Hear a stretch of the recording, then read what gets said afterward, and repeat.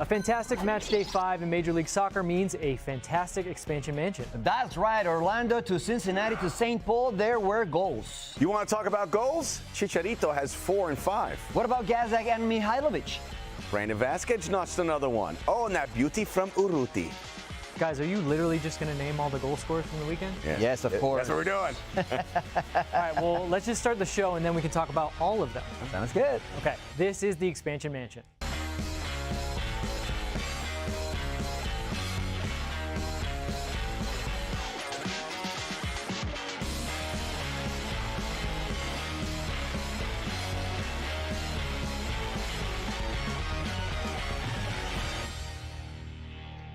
Hello everyone, welcome into another episode of the Expansion Mansion. So glad you could join us, especially those of you who are watching live. We see you and we can't wait to hear from you in the chat.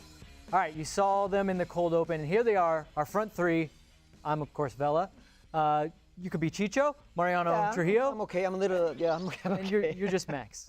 That's right. That's it. Max. Max. Just Max. Aerial threat. If you played, would you put just Max on the back of your jersey? That would be great. Well, my full name is Maximiliano, so normally they would put like Maxi on there, but that's my son's name. Yeah. So I'd put the soccer OG.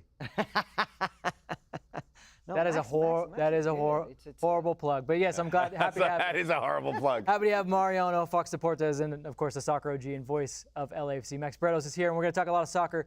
But guys, you helped us pass the 1,000 subs mark a couple weeks ago, and now we're pushing for 2,000, so we need your help. Share this link to all your football friends and tell them to subscribe to the channel.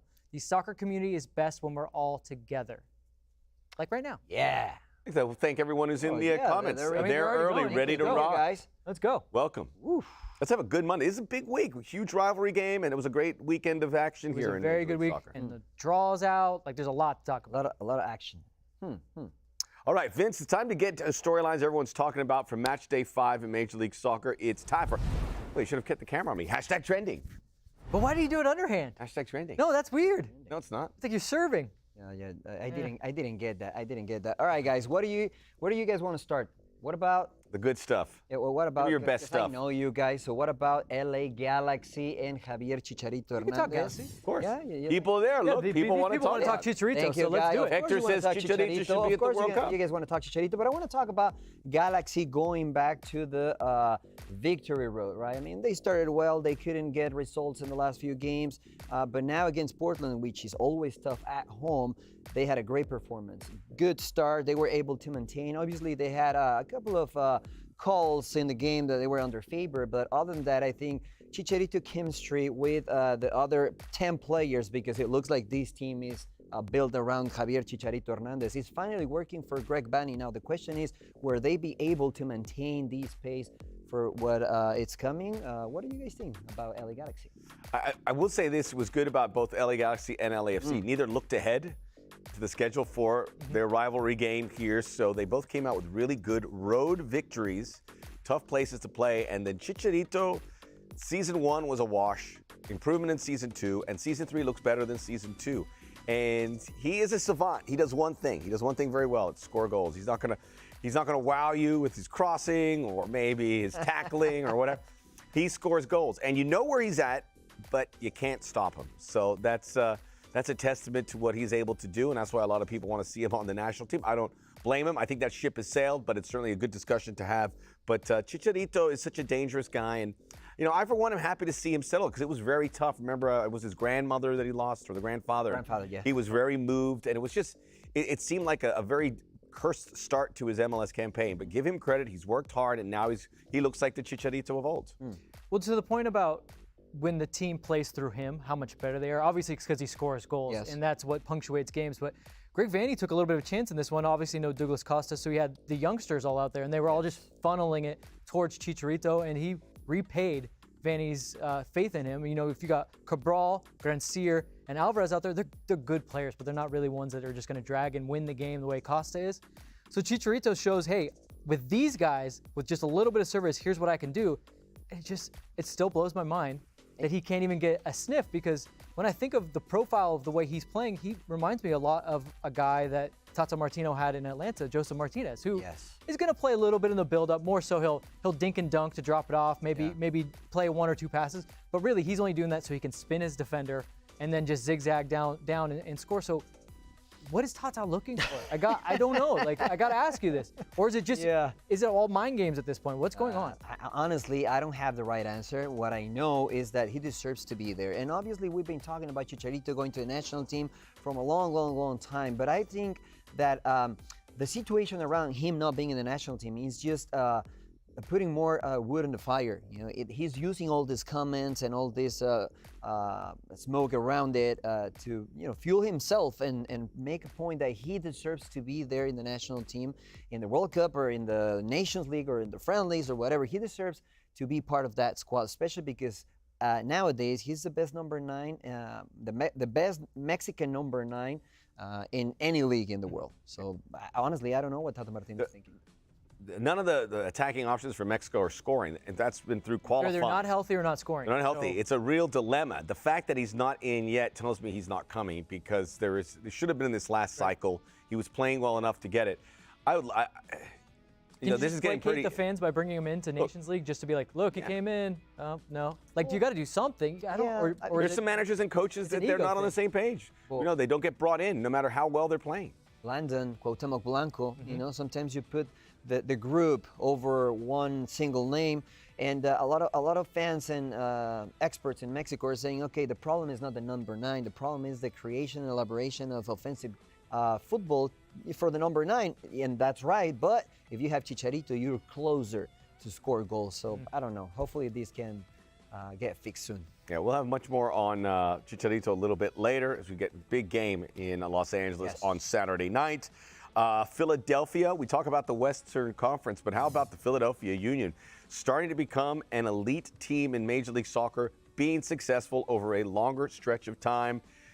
They said goodbye to Brendan Aronson, Mark McKenzie, and they moved on from Kasper Shabilko, who's a really savvy find in Europe. That this is a club with their technical director and their staff there, they're able to find.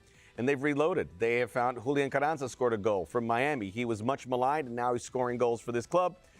New young players coming through. Quinn Sullivan, 18-year-old. We talk about this academy. You could put it up against any academy in Major League Soccer, including FC Dallas. And Daniel Gazdag is not a DP, but playing like one and playing like an MVP candidate. I like this team a lot, and I have every indication. Remember, Jim Curtin lost his assistant coach, lost Chris Albright as well from that franchise, and that club, I should say, and it hasn't stopped him from becoming an excellent club. This is a real deal team. Yeah, I mean, Daniel's in the chat saying, does Philly need to worry about their coach getting poached? I think so, because he's done such a good job. Yes. But to your point, you brought up Dallas and their academy and how everyone wants to shine a light on Dallas's academy, but this Philly team is the full view, the 360. I agree. They look at every avenue to make themselves better because, yes, their academy clicks just about the pace, maybe slightly below Dallas. They haven't sold a $20 million player yet, but they click along, they refill positions. They have a system that they like, that they know that they can scout for. They go out and get a Gazdag who's not a DP. They're willing to spend DP money, maybe not LAFC DP money, but they're willing to take every avenue available to them. And guess what? Their academy's good and they win.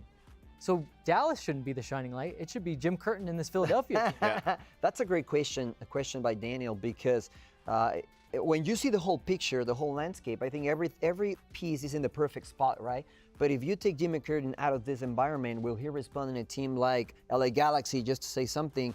I don't know. It's kind of question. It's kind of a great question. But talking about results, I want to show you something, guys, because Philadelphia Union tweeted some numbers a few days ago, and if you add the numbers and the points of the last 3 seasons, Philadelphia Union is in first place, top of it. I like the title. We did the math. That's what happens when you get in an angry voice. Yeah, when you get a salty Twitter admin. We did the math. Good graphic though. I like it. It is good. That's a big sample size too. And honestly, we only see the last result, and you're as good as your last result, right? That's what they say. But when you see the numbers, you can see that Philadelphia Union has a plan, and they're going in the right direction to hopefully soon winning an MLS Cup. Chicago greater than Philadelphia, according to Soccer USA. Chicago's a great story, but they're not scoring any goals. So no, Philadelphia. Maybe you just meant like as a city. There's no question. Better Chicago food, is better. Chicago, but I don't know about team. I mean, all due respect to Philadelphia, but Chicago is elite status. because of what you can get there. Good seafood too, actually, which is fun. It's Philadelphia. I'd love to talk more about the academy because I mean, even with Brendan Aronson, his brother comes off the bench, McGlynn's off that bench. It's more than one guy, and they're finding a way to restock time and time again. This is not a team that's going to have a bad year. They know they're going to keep this momentum. Yeah, it's all about this. Look, we said it was a slow build. And when we say connecting academy, it's not just bringing guys up. It's knowing that the guys, the way that they're playing, they can seamlessly go into Philly. So they've really looked at it, and they've really said, this is how we can optimize what we have. That's a great point. That's a great point because you're developing players. So when they get to the first team, they play the same way they play when they were in the academy. And the only way that you can accomplish that is by having a structure, soccer philosophy, the great coach or the right coach, bringing the perfect international players. And I think everything is coming into place for Philadelphia Union. Plus, Jimmy Curtin is a former teammate. He's a great friend. So I really hope that they can collect some silverware. Oh, that's nice. I'm going to move us along in this MLS weekend with something I thought I would never, ever say. What? FC Cincinnati and Montreal played the most entertaining, craziest game I've seen this season. It was 4-3 victory for Montreal over Cincinnati. I was watching NYCFC versus Toronto. Max, what game did you I was watching at that time Chicago, Dallas. There was like 3 games, and we all chose poorly. Yes. Chicago, Dallas, lots of yellow cards, no goals. 0-0, yeah. There's no goals. And then you'd see the goals ticking up and go, that's going to slow down. Another one, another one, another one. And then you're like, I chose the wrong game. Yeah. Look, if you are an spectator fan, you know, sitting on the couch enjoying a game, this is great. 7 goals. You know, open game, back and forth is amazing. But if you are Pat Noonan or Nanzi, because it's in French, is my French right or no? It's not bad. Yeah. Nanzi. Okay, well, his pronunciation. If you are one of the coaches, you are not happy with it. You know, you cannot concede 3 or 4 goals. A lot of things to fix. But as an spectator, as a fan, this was a great game. If you're sitting on the couch and you're like, how do I choose which game to watch? I'll now give you 2 reasons why to watch either Philly or FC Cincinnati and Montreal. It's Jordi Mihalovic and Brandon Vasquez. And as I'm looking at those guys playing, the way that they're playing, I'm wondering, do they have U.S. national team potential? Because they play in positions, an attacking midfielder that can connect some passes, score some goals, and a number 9. Those are the 2 positions that this national team is sorely crying out for. Forget your right backs from Mönchengladbach and whatever, Germany. Scafu? Yeah. You're talking about Scafu? Yeah. Joe Scally, Scafu. It's about those positions. But is there enough time for these guys to continue to work their way maybe into a national team picture before Qatar? Well, I think Vasquez it's a tough one, right? Because yes, he's a physical presence. He's on fire at the moment. I think he still needs to develop a little bit. And if you want a number 9 that will bring some goals in important games, I think you have another name in New England Revolution. And some fans might not agree with me, but I think Jose Altidore is still in the mix. I thought you were going to say Busca somehow was going to become a U.S. citizen. Someone said to me, hey, can we naturalize Valentin Castellanos? I go, yeah, that's great if you could do it. I don't know how that works, but go right ahead. We need a number 9. I don't like it though. What does Josie have to do between now and then? Like, how many goals would he have to score? First, he needs to play. Forget about the goals. He needs to play because if he's on the field, he will find his rhythm. And you don't want him to score a whole bunch of goals. You want him to score the goals that he needs to score at the right moment, at the right time. And I think he's the guy. But Mihalovic, I think he's a great player, offensive-minded, good in a 1v1. And this last performance, it's a proof that, yes, he can compete with the guys currently with the national team. So I think he has a chance. Mihalovic, I definitely. And we look at the midfield pecking order. I think it's this order: McKennie, Adams, Musa, Acosta, Della Torre. I'm going down. Busio. Yeah, you're really. And I think Della Torre and Busio, Mihalovic compares to both those guys in what he's able to do. So I think he's going to get a sniff here pretty quickly. He's been playing too well not to. Pops off the page. That first goal was phenomenal. If the U.S. team continues to fail in that number 9 position with goal scoring, and look, Ricardo Pepi moved out wide for Augsburg and played his best game. Josh Sargent moved out wide for Norwich and played his best game. No, it feels jinx. Somebody has to be in that position to score because that's the 11 he's going to play with. Maybe it is Brandon Vasquez. I think if things get a little hairy, they will look for somebody who they feel can do the job. Well, I think the one thing you have to give Greg Berhalter credit for is he has expanded the pool and has at least given guys a lot of look. Still a little bit of time between now and then. I think Mihalovic for sure will get another look because, like Max said, he's closer. But maybe Vasquez, just take take a look. He can be a surprise package. I mean, in World Cup years, it's just the guy scoring goals sometimes. It doesn't matter who they're scoring against. Well, but imagine the message. If you call Vasquez, I'm not saying that you have to worry about, but what will Pepe say? Like, okay, I'm not good enough. I'm not there yet. So as a coach, you have to got to score goals. Your moves. Yeah. But I don't know. We'll see. If I'm Greg Berhalter, I'm saying, well, what am I doing after this World Cup anyway? So I might as well just try to go for it. Got some big options from everyone there. A lot of people seem to agree about Mihalovic. Vasquez, not yet. Not yet. Yeah. We'll see. Good problems to have. Seattle. They are for real, as you don't need me to tell you that, as they took on Minnesota and were victorious. João Paulo, one of the goals of the season thus far. Seattle being kept busy with CONCACAF Champions League, which will be back in action this week. All the big heavy hitters, the Rusnak, Rui Diaz, Lodeiro, João Paulo, all playing. And this was a real statement of a game because Minnesota's a good Western Conference team. But Seattle was... No, they came out and set the tempo, and this is always going to be one of the teams to beat. They proved it again here. There's so much talent everywhere. And that midfield, oh boy, that's impressive. The pace was great in this game. It was a game of two midfields. The quality in the midfields, the ability to play a pass, the ability to know when to go by and play out the back, when to just go quick and play in transition. That's what makes great games. We need more of these.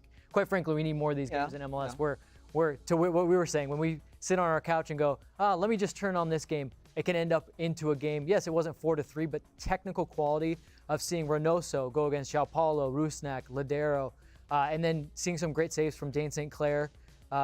This was just a great game. A shout out for Obed Vargas. I believe that's who you're talking about for Soccer USA. Yep. When you talk about the Sounders midfield, the 16-year-old, 16 from he Alaska. He picked a pretty sweet pass, and for a 16-year-old to do that in a high leverage game, I think it was 2-1 at that moment too.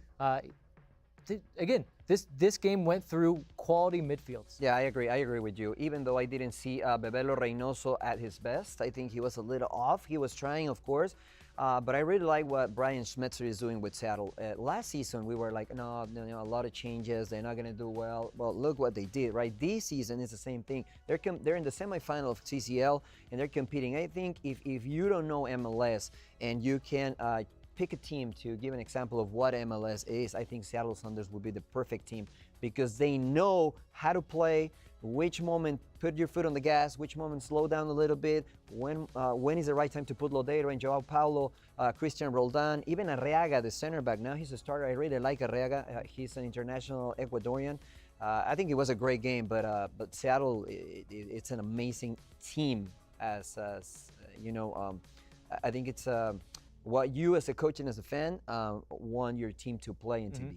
Well, we talk about Philadelphia and Dallas and their academies. Seattle's now connecting their academy really well. I mean, there you go. I guess I got to put Seattle in that same category as Philly as teams that really got it right. And I know that a lot of teams like LAFC got a lot of publicity. Obviously, Atlanta got a lot of publicity. But in the long run, it's the Seattle expansion that has really been the marker, the high mark of what you want to be when you come into this league. Yeah, I agree. Well, let's move on, guys. New York City FC is also in the CCL Champions League semifinal. They play against Toronto, and I don't know what's going on with their current champions. They are the champions. They have quality.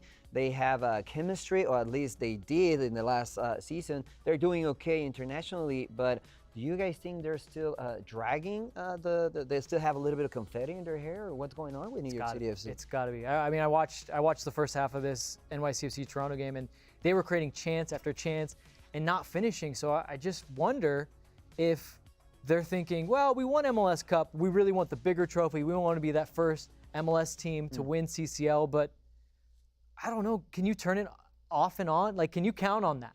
Is that something that you can say, yes, we can reserve ourselves? I know it's a long season. You can always get back into the playoffs, but I just worry about when they have to get into the toughest moments to just turn on that quality, because right now it seems like the only thing that's lacking is that little bit of focus and quality.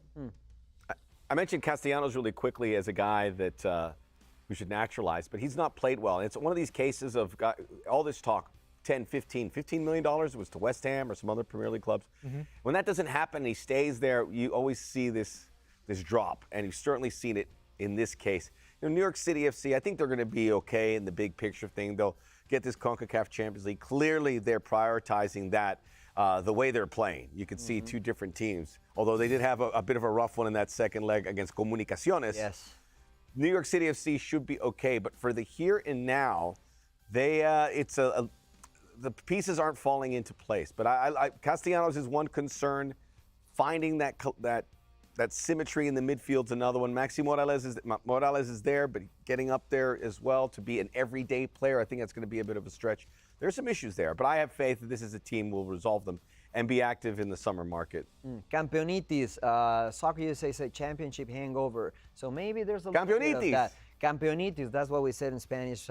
I don't know. I think they have a lot of quality. I think Magno, and you were talking a few shows ago about the not DP players performing at a DP level. Rodriguez didn't perform kind of well, and they need those players to find that chemistry that led them to winning the MLS Cup. But they're pretty close to get the first, or to get into the final, to fight for the first international silverware, and that's I think that's huge. So if I was a coach, I would be like, all right, guys, focus on this. We have plenty of time to switch to MLS, and we just need to qualify. Once you're in the playoffs, you still have a chance. Real quick, Vince, Daniel says the most favorable matchup, and you've always said about this, is for Seattle to get to the final so they can have Lumen Field behind them, and New York City may not get to play at their park. No, they can't. They can't play at their park? Yankee Stadium is not CCL qualified, so it'd have to be at Where Red are they Bull gonna play the? So to avoid that, to have a real home field advantage, because home field is so big in this competition. It is. Look what happened in New England. Yeah. It's like, whew. So Seattle's probably your best bet. I like Jesus Cardenas' predictions. Oh, yeah. Seattle Pumas. I'm okay with that. Yeah. I'm okay with that. And I'll see what happens. Whatever it is, it's going to be a good one. I think you want it to be MLS League MX. I think the football is going to be good no matter what, but I do want to see a great atmosphere, and we're not going to get that with NYCFC. So, okay. I agree.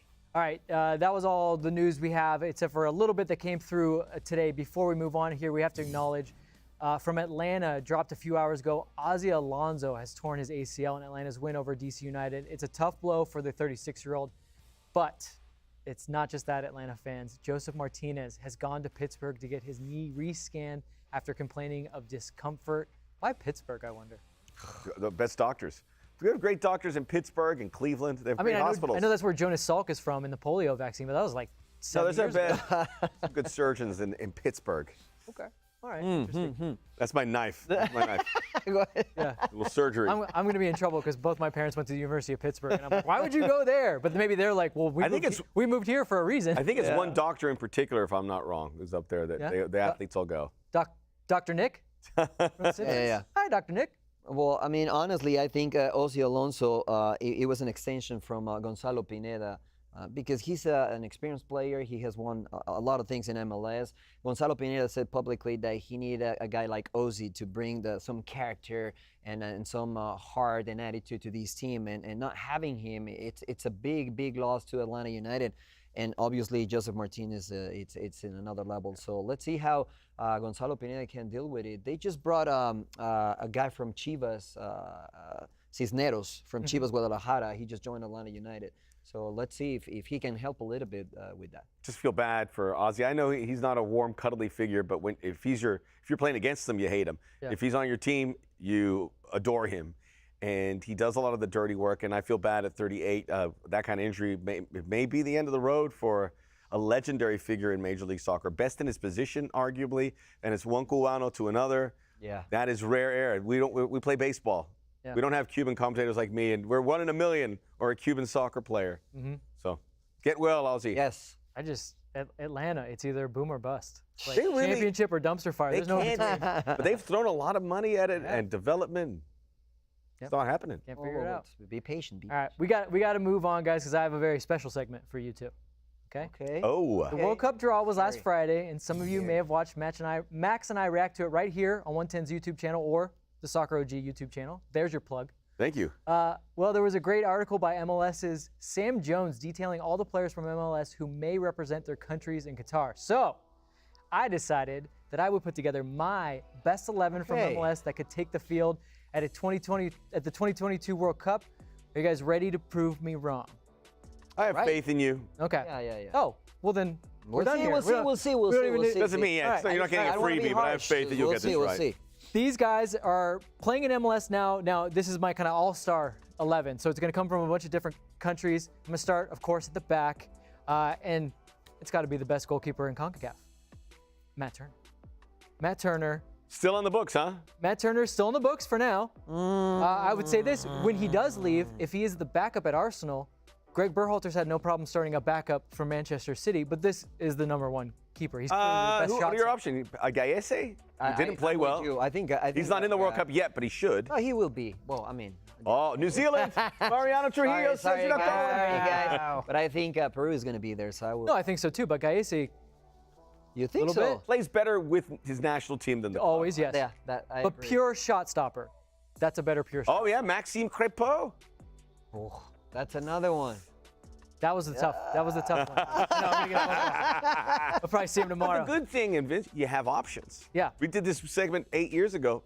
No. Yeah, we got nothing. Skip that position. Alluding to what my topic might be in stoppage time about goalkeepers and All right. how they're important. I was Okay, let's. Galese though, but All right. Hey, that's what you're here for. Yeah, At first, you guys were like, hey, he's going to be fine. That's Now, why I'm see, wearing this is what you're here red. for. That's why Okay, I'm wearing red. let's move on to the defenders. All right. This is where you guys might start to. Just to confirm, because some people on there, tear me these are apart. MLS, currently in MLS. Currently that in are going to the World Cup. MLS, can play for their national team. All right, my defenders, I'm going to go from right back. I'm going to go right across. I've got DeAndre Yedlin, Walker Zimmerman, Alexander Callens, and Nuhu. Yes, I like it. All of them are playing for their all of them playing for Mariano their team. Doesn't.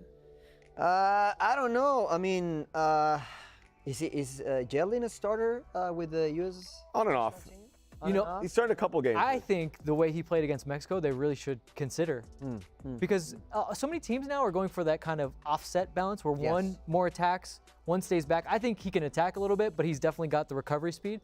Maybe you put Dest on the left, say we can be off kilter there, especially if Pulisic is going to push in a little bit from the left. Okay. Well, I like Callens. I like Zimmerman, but I will put Aaron Long. I will go with Aaron Long. Good there. shout. I will go So with Aaron Long, Zimmerman out, Aaron Long in. Miles Robinson. Yes.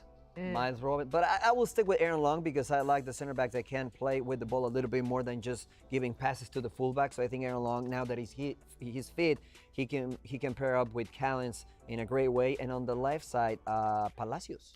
I really like Palacios. Cheeky. Yeah, I like Palacios because he can go forward. Same thing with Yedlin. I think who is strong is he goes forward. He defends very well. But I think with the ball he struggles a little bit in the final third, and I think Palacios can bring that to a team. What was harder to get, center backs or fullbacks? Fullbacks were hard, but this next group, midfield was the hardest. Oh boy. It has a When very, you say hardest, it means there's not that many players. there was not that many good players, No, but then you had like 5 or 6. But then I had you mentioned. one guy where I was like and you'll see, this has a very CONCACAF flavor to it. I've got Kellen Acosta, Okay. Ache, Hector Herrera, Okay. and Jonathan Osorio, which was the one I love the one. Got all three. Canada, USA, I think Mexico. He's having a little bit of a tough time figuring out Bob's system at Toronto, but he's just been so good for the #1 team in CONCACAF. And I was also trying to think of how these guys fit together.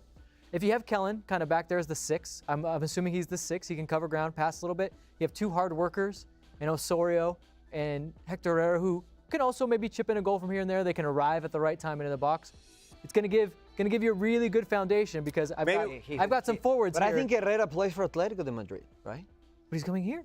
Yeah, that's okay. We don't have enough options, okay? so we Again, We I'm don't trying- have enough options. I cheated the system a little bit with Matt Turner. I'm gonna push it with Hector Herrera. By the time we look at this list again, he'll be here. By the way, Osorio, when Canada clinched against Jamaica in Toronto, had this great speech about what it meant, and he was just emotionally drawn, and you could see how proud he is to be Canadian, to be there with his teams. I think it's a good shout. I can see what you mean. It's probably slimmer pickings. Yeah. I'll tell you what, midfield. I did try to go very, very attacking, and one of my players that's on this front line, I was just going to slide him in there for Osorio.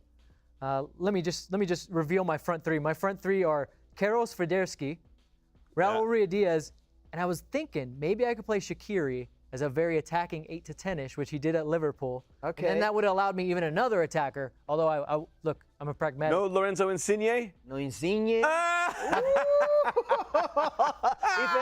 If Herrera is there, Insigne has to be there. No, I mean, I think you But can. he's no good. Show's over. Sorry, our Italian. I love Mariano. Oh, wait a minute. La Rosa, La Rosa. Yeah, you guys are hammering me on the rules, but then somehow you still get to clown me by saying you didn't take Insigne. Oh wait, he's not going. Yes, that's why he's not included. But also his form is not the greatest right now. That's true. That's Want to watch here maybe Brian Rodriguez of LAFC if he could. Here's the thing, Shaqiri, that's a great Shaqiri's option. just such quality, but I don't think he's really done much yet. He hasn't, but he plays a lot. I'm just saying, Nice if someone ball. looks at this closer to the World Cup and they go, Vince, you didn't have Xherdan Shaqiri, you had Brian Rodriguez, I just feel it's a slightly safe. You're right. You're right. I'm just looking for those alternatives. But again, there are. I think in the There's forwards. a lot of alternatives. But think if Italy did make the What World about Cup, that'd be Areola? a. Yeah, there's wingers were tough. There's a lot of wingers that can come through here. Even nine. Paul Areola. Tough. Paul Areola's a guy. Yeah, Areola. I mean, Areola is a good option as well. A little different than what you have. That's a pretty static group, but those are very talented. But Yeah, not that's a guy why I like- had to have that really hard work in midfield. Yeah. Those guys are just going to hang out, wait for Okay, transition. Herrera hasn't worked out kind of hard lately with Mexico, but okay. I'm with you. Okay. I'll buy it. You're back in. Yeah. You're back in. All You right. can do this at home as well. You can do this. Yeah, at home. Yeah, hey, of course. Tweet at us your MLS best 11 that could go to the World Cup, which means Yeah, maybe Chicharito. no Italy players. If Chicharito is in the national team, he will be. Maybe if we do it Oh. enough, Tata will be like, they're right. Someone's mentioning Mark Anthony Kaye. Mark Anthony Kaye. I like Osorio's Had a game good just a little assist. bit better in That's this role. Okay. Plus, he doesn't get double yellow card. And we could also include Chicharito for argument's sake, right? I'm just saying. Yes. Osorio stay on the field longer. Yeah. All right. All right, guys. Speaking of soccer played outside of MLS, our show Football Without Borders continues this Thursday at 4 p.m. That's live right here on the 110 Football YouTube channel. We'll break down the first legs of the Champions League quarterfinals and all the title races heating up around the globe. Mariano will join me, and we'll have a new addition to the 110 Football family. She's got a fantastic CV, so you won't want to miss that show and miss Not our revealing new talent. that information, huh? No, of course not. That's called a tease, friend. It's a good tease. Did that earlier today. I'll be here. I'm CV. CV. CB. Max hates the Englishinization, or I can't even say it right, but the English quality. that we bring. Anglicization. He hates when people say 2-0. What are some other ones that you really don't like? Got a great kit going. Kits. You know, like Kit? You're pounded, right? You're Kit sounds pounded. cool. Yeah. All right, guys. Internet is always fun. And what do you guys think if we go and check the meme of the week? It's the meme of the week. It was somewhat slim pickings. Somewhat slim pickings this week, but I think we Yeah. found one that is at least will make you chuckle. Okay. right. Oh, no. Let's see it. What Oh no. I almost thought he dressed like a referee, but he's not. He's in his. There's one group of people you can always pick on, and everyone from MLS will agree with you. It's the referees. I will say, the Pro does have these these meetings. Where You they bring keep saying everything. this, and I'm wondering when And these are they're gonna actually just be a good thing. very pleasant and humble, and they try to be as transparent as possible. There's going to be a little more transparency, I think, on the field as well. It's a tough job, but It is. It's got the standard always has to improve. Okay. All right. There were plenty of Player of the Week worthy performances on Match Day 5. We're going to highlight 3 of them now in our MLS Player of the Week segment. Vince, the floor is yours. Ooh. Let's go back to that Minnesota-Seattle game, and one of the reasons why I said the midfield was such quality was this guy, Joao Paulo. Incredible player. I mean, just a one-man engine room. He can set the tempo. He can combine little passes. He passes and moves, get you down the field, but he also knows when to play the ball long, and he has quite the long ball that he can send on him. He hit a pass to Nico Ladero in this game where it literally just looked real quick to his left and then hit this ball cross field, perfect bend, right on Ladero's foot. But also, he's a bit spicy, and I like that about him. He's not afraid to get into the tackle. You'll see him in and around both teams' boxes. I mean, there's a reason why he's getting a little bit of MVP talk because he's just been playing so well. And then, of course, when he can chip in with the type of goal that he hit in Minnesota, you know that he's always going to have, it's like every year, he's a goal of the year contender with a couple of his strikes. So he's a fantastic player. I think we've reached the time where we've got these high quality attackers, both young and old. We need more high quality midfielders. Yeah, two-way players. It's why we miss Edward Atuesta so much, but at least we still have Joao Paulo. Elie Sanchez has been very good, but more good two-way midfielders. With Seattle, we knew they had the 3 DPs and Rusnak and Rui Diaz and Lodero. They all played, but it's still Joao Paulo. It feels like he brings it all together. I was watching that game, and I was just really impressed. One of the better performances, if not the best performance, by a player in a game in MLS. Yeah. That said, not my player of the week. And he only had to score one goal. That's everything else he does. Maxi Urruti. Maxi Urruti. Does he have Urruti on the back of his shirt or Maxi? No. No, I think he went back to Urruti. Urruti. He went Talk about a guy that never saw a shot he didn't like. Yeah. That guy could be in the league another 5 years the way he's going. Yeah. Yeah, all right, guys. My player of the week is obviously Javier Chicharito Hernandez. Yes, he scored 2 goals. But Vince mentioned this before. I think Javier Hernandez this season, it's bringing together the whole team. And actually his attitude when he scores the first goal, he was going to celebrate one side. He's like, no, hold on a second. Let's just go back to the guy that gave me the assist, which is Granser. Amazing cross, and he was right there with the whole team. I think his attitude is bringing the team together. He's making his teammates better. Even Efrain Alvarez, he's also part of the mix with Tata Martino. He had a great performance, and I saw a few attitudes from Javier Chicharito Hernandez last season when he was going through the up and down on the roller coaster that I didn't like as a former player. When I cannot connect the pass, if you're complaining, waving your hands, I didn't like that from former teammates. Now in this season, Javier Hernandez is all positive, clapping to their teammates. Obviously, the movement on the field, and I want to bring this video to you guys because words cannot Thanks for bringing some video, Mariano. explain what Javier Chicharito Hernandez does. That's really, really good. As a defender, That center back is hating life. man, of course, he has a belly button in his back right now because he's like from, back, from. Belly button in his Where are back. you I love going? it. Where are you going? Look, love it. as a defender, how do you defend that, right? You have to keep an eye on your ball. If we can see that again, you have to keep an eye on the ball. Boom, You have to. boom. Okay, he's going here. He's going there. What do I do? Then the cross is amazing. It's precious and precise, but Javier Hernandez's movement is unique. So that's why Javier Chicharito Hernandez is my player of the week, because he's going back to what he did with Man United and Real Madrid. I give Greg Vanny a lot of credit for that as well, because when they had Chicharito come in, they had to, how do we get the most out of him? And when healthy, you've got to change the style. You've got to come out wide so you can set him up in some positions, and they're doing that as a team. This is their number one. They have Chicharito. They started to build around him, and so far it's working. Yeah. As long as they can't bracket him with 2 center backs, anytime he's 1v1 with a center back, it's over. It is, yeah. Time now for my player of the week, and those are 2 great candidates, but I'm going a different direction. Georgi Mihalovic, who has been getting all sorts of plaudits because of his play to get him on the national team. Many were surprised he didn't get that call up in the last window. I think it's coming, and we discussed that a little bit earlier today. Vince hates these things, and so do I. When they're on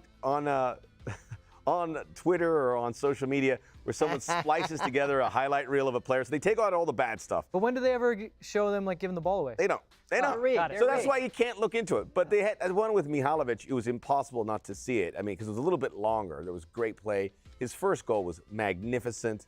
He has a skill set that sometimes, I don't want to say this as kind of an insult, but you don't see a guy like that often in MLS. A real good ball carrier, a guy with all these technical skills. We don't create a lot of players like that in the U.S. because we're so afraid of having dribblers. It reminded me a little bit of Great point. a guy, Stu Holden, when he was in his prime and he came out. He was the kind of guy no one expected, and he's coming out of the Dynamo. Go, hey, this guy's kind of got it. So a little bit like that, although he's a little bit more forward. But again, he can do so many things. And Georgi Mihalovic's 2 goals for Montreal, helping keep that team afloat. They had a nice run in the CONCACAF Champions League. And anyone that makes you have to watch Montreal games. We all learned our lesson, right? No more Dallas, Chicago, or New England, whatever it is, Red Bulls. Stick with Montreal. Turn on Montreal and watch Georgi Mihalovic. Yeah. He's going to get in that national team call-up. Do you I think so? Yeah. I think in June. At least in one of the friendlies or Nations League is still going to happen, I guess, leading up to it. So why not? Yeah, he's 23. He still have plenty way to go and learn. He's being a solid player, consistent player. He's making better decisions with and without the ball. So the first goal was amazing. All right, guys, we want to hear from you. So if you are in the chat, and if you're not in the chat, I don't understand why you're not in the chat. So send us some questions. Yeah, we're all because friends. we're here for you. What do you have? Well, speaking of you asking for questions, this is what you get for really asking for questions. I nervous now. I solicited on Twitter, and Andre sent me this question, and it says specifically, ask Mariano who he would rather play for if he was still playing, LAFC or Galaxy. I think I'd say Cholos or Santos Laguna. No, that's I mean, either way, you're in trouble here. That's a tough one. I was a former Chivas USA player, and we were neighbors, and I wasn't happy with Galaxy being my neighbor. It was a rivalry. I mean, probably wasn't as big as LAFC, so I didn't like Galaxy before. But honestly, I think Galaxy, it's the most winning club in MLS. I think it's the face of the league. When you go to Europe, the first thing they say is Galaxy, right? And I feel a strong connection with LAFC and the style of football and what they're building. It's an organization, it's a franchise that you want to be part of it, either being on the field or outside of the field. With this being said, I think I would like to be part of Galaxy. I would like to be because it's the face of the league, honestly. You know, and when you play for LA Galaxy, you have the spotlight and you can see your highlights in Europe, and it would be great to play for a team like Galaxy. You laid it out. You laid it out so diplomatically. And I thought he was gonna go. Sorry to my 3252 friends. Yeah. No, there's this. I honestly thought you were gonna be like, there's this and this, but all things being said, Pumas. And be like, wait, what? That wasn't even what we said. No. I'm straight, and I thank you for the question, right? I mean, that was a tough one. All right, Soccer USA has a great question. If Gio Reyna starts, who's the odd man out on the U.S. national team? So I guess it depends on where we're putting him. Probably Musa. So you're putting him in midfield then. So Adams, McKinney. Who's the what? I didn't hear the. If Gio Reyna's starting for the U.S. national team, who's the odd man out? So it's either someone across that front three, or to Max's point, he thinks Musa comes out. Although, great point. Great point to producer. Play him as a false nine. You were asking about Mihalovic playing there. Do you remember that amazing run that he had at the Stick Stadium, just dribbling? Of course. Someone? If you put him in that spot, finding the pockets behind the holding midfielders, I think he can be amazing. But how easy is it to, like, we say this. I think he can carry the ball from further back. No, I know he can, but we're saying, like, find those pockets of spaces. That's the actual hardest part, though. Yes, but he plays for Borussia Dortmund, and usually that's what they do. And he's like a 10 how for they Dortmund. play, exactly. Yeah. So I would love to see him there, honestly. What if he's on the wing and Tim Weah's the 9? Tim Weah is just trying to run in behind. This is getting exhausting about how we find a 9. It really is. It's troubling. Yeah, or just we've got to figure it. Someone's got to step up. There's like 20 candidates. I don't like him in midfield per se, even though you do need more quality. Because like if you're dropping Musa, he's such quality in the ability. Talk about a player that again we don't craft midfield players that can drive the ball forward with their feet, by dribbling the ball, by being confident on the ball. I like what McKinney does because he can arrive late and score. I feel like he's got to be on that front line somewhere. So I wouldn't want to drop him into midfield and drop one of those 3. Daniel Angel, no relation to Juan Pablo, or maybe, who's rebuilt. Juan Pablo's Angel doing very well. He's playing in Colombia, I think for Atlético Nacional. But Daniel Angel, whose rebuild pays off sooner, Quakes or Inter?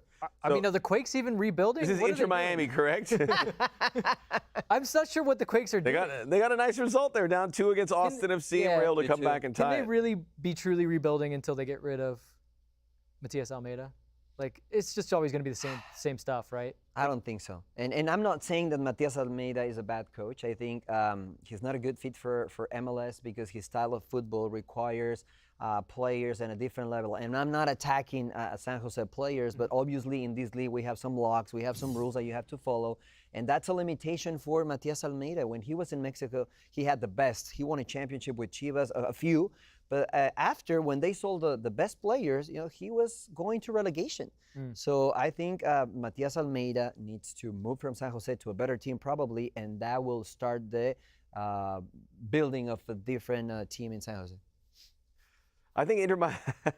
I would say is Inter Miami even rebuilding yet? No, they are. There's ambition in Inter Miami more so than the Quakes, just by the fact that they're handcuffed even more so. They are handcuffed more. If Matias wants to complain, call Phil Neville, see what it's like over there. They've tried to be creative. True. They've tried to be creative in some of these moves, and it hasn't worked because right now Miami has sunk to the bottom. So it's an interesting question. But more than anything, by the way, the league benefits from both those markets doing well, Northern California and South Florida. But the Miami one's always attached to the big names. At some point, a huge name is going to go there because it makes a lot of sense because Miami is it could be Messi. I wasn't going to say any names, but it could be Messi perhaps one day. But that one, they need to bridge the gaps. They've got to start getting some sort of winning culture. They feel very far away from it. Messi's not saving that team. No, it's not. That's why they've got to put a platform before he gets there, if it is Messi. No one's saving that team. Great questions, guys, as always. Thank you for bringing us some hard-hitting ones and really putting Mariano on the spot. I think you did a good job there. That was tough. It was tough, yeah. was tough. But thank you. Yeah, You did a good job there. Yeah. Yes, but we're going to move on to stoppage time. It's our chance to talk about anything that we want to talk about off the top of our head.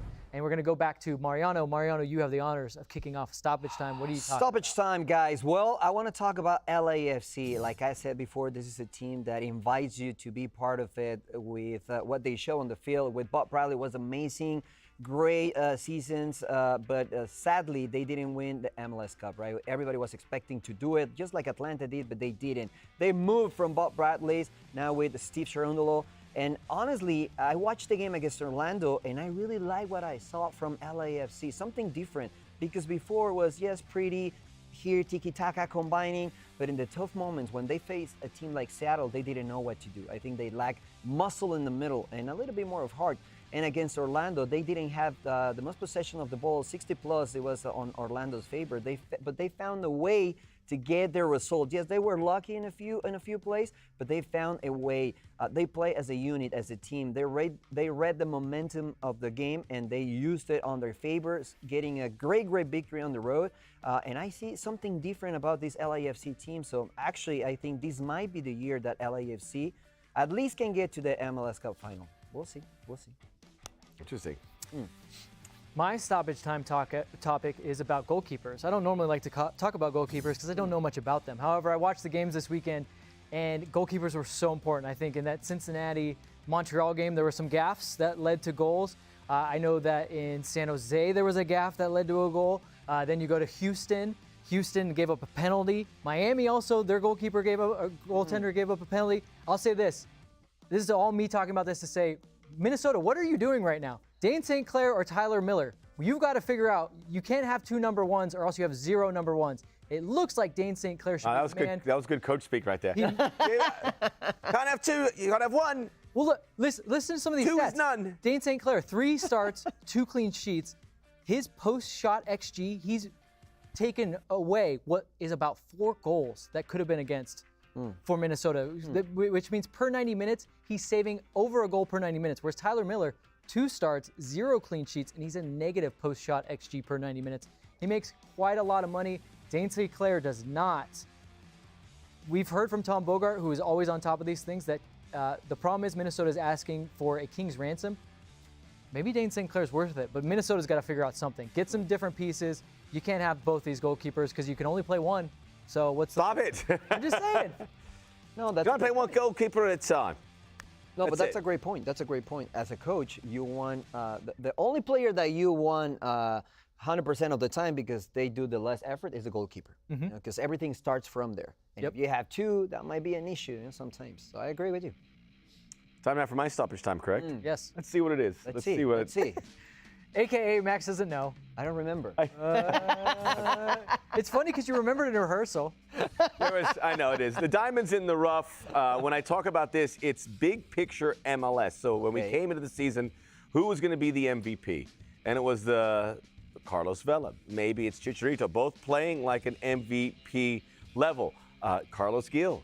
Maybe a guy like Xherdan Shaqiri comes in and has that effect. Well, right now it's getting very interesting because a lot of players that you would have never expected are putting together MVP candidacy in the form that they are so critical to their team. Daniel Gazdag is at the top of this list. Georgi Mihalovic, a guy we talked about. Brandon Vasquez, another one. So it makes watching this league so much more compelling because when you look a little closer, it's not the guys that you always expect. Not only to help a team out, but to be the most critical player in the league. Right now, if I had to take a vote, I'd probably say it's Gazdag. That's what I would think. It could be João Paulo. Yeah. These are what's going on, and that's a good, healthy sign of the league. Yes. We need your stars, and the stars are there. We could use a little bit more star power right now. We have some of these young players have to step up. Alan Velasco, we haven't talked about. I thought he played well in a pretty dreary FC Dallas Chicago game. Thiago Almada, Talis Magno, some of these guys, Facundo Torres, to come up. Their stars are here, but it's those guys, those glue guys that right now, to me, have had the best season in Major League Soccer. Yeah. A lot of young guys on the cusp, but to Max's point, the guys that are really raising the floor are these unknown quantities. Which is great because that's a good sign of the development that this league is going in and the direction that it's taking. Mark Anthony K is a great example. Yeah, he's a great example. So. Also tells you we finally have football people doing the picking of these players, right? Yeah. Guys actually scouting, which is going to be good in the long term for the league. We can scout players if you guys want. Max and I are available. Yeah. I'll run. I trust you, yeah. You just let him take notes. Here's a look at the rest of your week from a 110 football perspective. Thursday, Mariano's back with me. He's going to join me with a new member of the 110 football family. But you're not going to announce. Special guest. I'm not going to announce it for football. But has a good CV. Yes, a good CV. And it's a sheet. He has a great CV. Plenty of Champions League drama to talk about, so join us for that. And Saturday, it's the big one for all of your Galaxy and LAFC fans out there. The battle for Los Angeles resumes at Dignity Health Sports Park, and Connor and I will be there to get you ready for it. So details to follow soon. See, I'm not going to tell you what the details of that are. Do you care? Okay. No, you don't. But we'll be on the 110 Football YouTube channel. Max won't be there. Now, Max will probably be somewhere around. Oh, Connor every time we say that Max isn't going to be there, he shows up in the background. Look who tuned in. I miss you too, Connor. No, Connor, right above that. Oh, what? What's that? Oh, Latif, great show. Oh, If that really Latif. is Latif. Thank you, Latif. We If want this to is you. be a show for the players. Yeah. What a player. You can tune in and laugh. Yeah. We talked a lot about you in the LAFC 360 show and how well you've been performing lately, so join us for that one too. Yeah. It's right after training. And of course, with the guys in the locker room. Of course, every show we do is available as an audio-only podcast as well. Just search 110 Football wherever you get your pods. That's it. That's it. That's it. Thank you. Thank you, guys. Thank you, everyone. Thank you, In the guys. chat, Connor, Latif, Soccer USA, Thickety Wickets, all our usuals. And we start seeing some new faces too, which is really great. So keep telling your friends and dip your toe into the chat. It's not scary. We're all friends here. Guys, thank you very much. Thank you, Mariano. Latif, a big fan of Eli Lesser too. Yes. Yeah. Who isn't?